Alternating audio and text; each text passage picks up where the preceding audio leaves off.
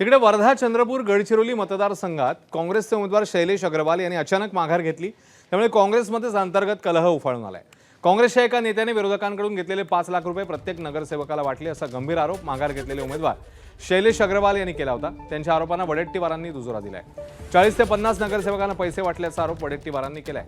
शैलेश अग्रवालांनी अचानक निवडणुकीतनं माघार घेतल्यानं भाजपचे अरुण लाखानी यांच्या बिनविरोध निवडीचा मार्ग मोकळा झाला। त्यामुळे काँग्रेसमध्ये घरचा भेदी नेमका कोण आहे याची जोरदार चर्चा सध्या सुरू आहे।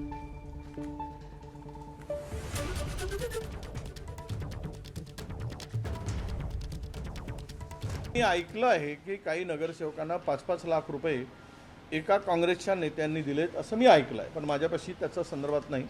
मला एक माझाच नगरसेवक येऊन सांगितलं की ते पैसे आम्हाला 5-5 लाख रुपये मी सांगेल त्यावेळेस त्यांनाच मतदान करा हे ठेवा। हे पैसे कुठून आलेत, कुणाचे होते, कशाच्यामुळे मिळालेत हे काही त्यांनी कोड करून सांगितलं नाही। पण जवळपास चंद्रपूर जिल्ह्यामध्ये एक 40-45 लोकांना काँग्रेसच्या एका नेत्यांनी 5-5 लाख रुपये वाटल्याची चर्चा ही जोरात चंद्रपुरामध्ये होती। काही पत्रकारांनी मला विचारली, मला काही त्या संदर्भातले माझ्याकडे पुरावे नाही, त्यामुळे ही चर्चा आली कुठून आणि झाली कुठून हे मला सांगणं उचित होणार।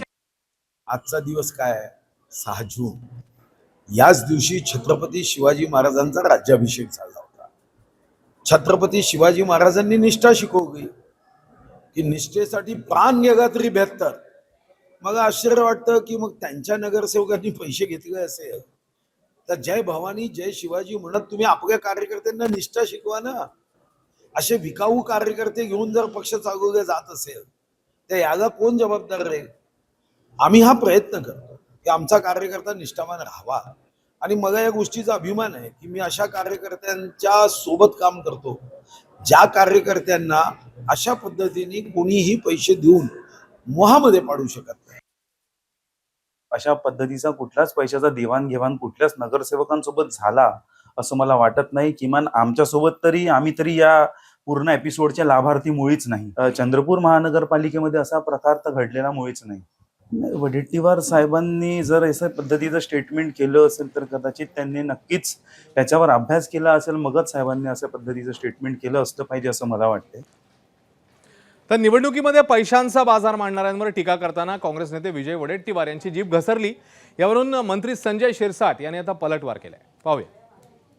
इथे जो नगरसेवक निवडून येतो तो कोणाचाच नसतो, तो फक्त या विधान परिषदेमध्ये कोण देईल याच भूमिकेत असतो। हे आता अनेक ठिकाणी दिसून आलेलं आहे। 30% इमानदार आणि 70% बेईमान असतात पैशासाठी।